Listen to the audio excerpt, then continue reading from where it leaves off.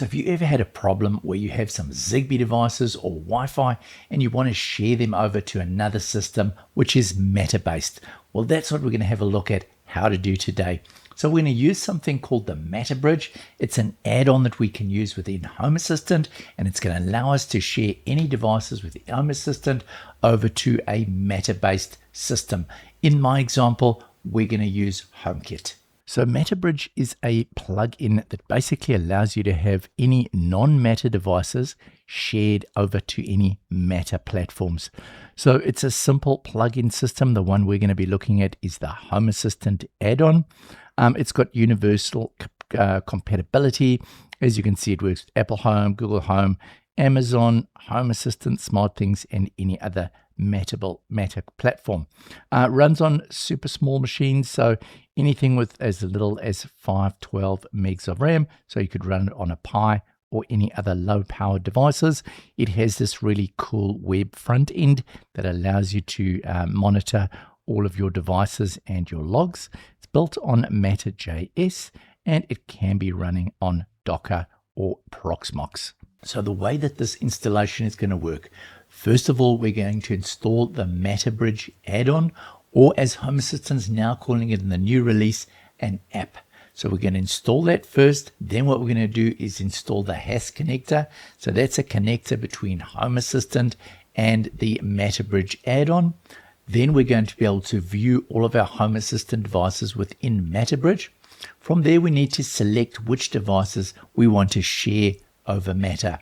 The way you do that is you go into your individual devices and entities and you give them a label. We're going to call that the MatterBridge label. Then what you do is within the MatterBridge, you select to only share devices that have got that label. As simple as that. Next, all you'll do is open up your Matter-based device, scan the QR code, and they'll connect up. So the first thing we're going to do is go along to Settings, to Add-ons, and then we're going to go to the add-on store. Now I've opened up the MatterBridge add-on here. I will leave you the link in the description below for this for you. So I'm just going to copy this over here, and I'm then going to click on the right three dots over here, go into repositories. I'm going to paste that in over there, and I'm going to select add. Now that we've added that, we can close that down, scroll down, and there we can see MatterBridge add-on. So we're going to click the install button. All right, now that it's installed, we can click on the start button, and I'm going to select all of these three: Watchdog, Auto Update, and Add to Sidebar. Now I'm going to click on the Open Web UI. It might not be ready yet. You can just wait a little bit and keep retrying it. It should start up in the next couple of seconds. There we go. It's all ready. Next, we have to install the MatterBridge HAS. So we go over here, MatterBridge for Home Assistant. We click on that and install. There we go. It's installed. Now we'll just do a restart. Now we go along here to Settings so that we can start with the configuration. So first of all, we have to make sure that it's pointing to our local Home Assistant. You can either put your IP address or you can just leave it as homeassistant.local and the port.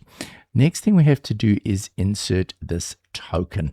So to get the token, we go along here to Simon, to your name at the bottom here, and we click on security.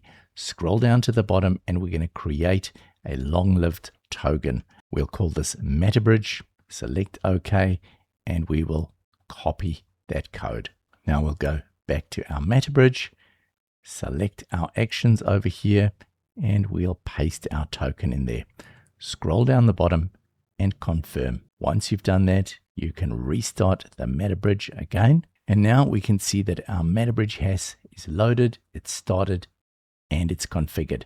So now what we need to do is start selecting some devices to appear in the MatterBridge.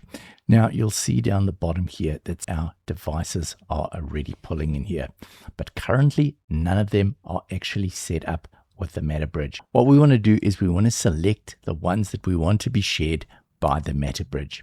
So what we're going to do is we're going to go to our settings and we're going to go to devices. We're going to scroll down the bottom here and we're going to select our configured devices, I'm going to select one of these WLED devices, and I'm going to go here and I'm going to edit it. And what we're going to do is add a label, and I'm going to call this MatterBridge. Add that label, create, and we'll update that. Now, bear in mind that there's two places that you need to add this. You need to add it both to the device and also to the entity. So the entity for this WLED is over here. So we need to go into the settings of the entity, and we need to add the label MatterBridge here as well. So now we're going to go back into our configuration over here. We're going to scroll down and we're going to have a look at the filter by label. All right. And we're going to add that filter MatterBridge. So we can select that. We can confirm that, and we're going to restart again. So now we can see that that WLED kitchen is now available on our MatterBridge. So now what we can do is we want to pair this device across to HomeKit. So as you can see over here, it's already created a QR code. So I'm going to open up my HomeKit. I'm going to select add an accessory, and I'm going to scan this MatterBridge QR code. I'm going to add that to home. It tells me it's an uncertified accessory. I'm going to add it anyway. And there we go. We'll select this as, seeing as it's in the kitchen, we will select this as our kitchen LED, and it's a Matter accessory. Continue, continue. And now we can see we've got our WLED in the kitchen, and we can control it from within HomeKit. Well, I hope you've enjoyed this introduction into how to install MatterBridge. Now, this was a request from one of my viewers, so I hope that this helps you. And please, if there's anyone else that would like me to do something else as a video, please let me know and I'll try and do my best. Anyway, that's all for now. Hope you've enjoyed this video. If you have, please like and subscribe, and I'll see you in the next one. Bye for now.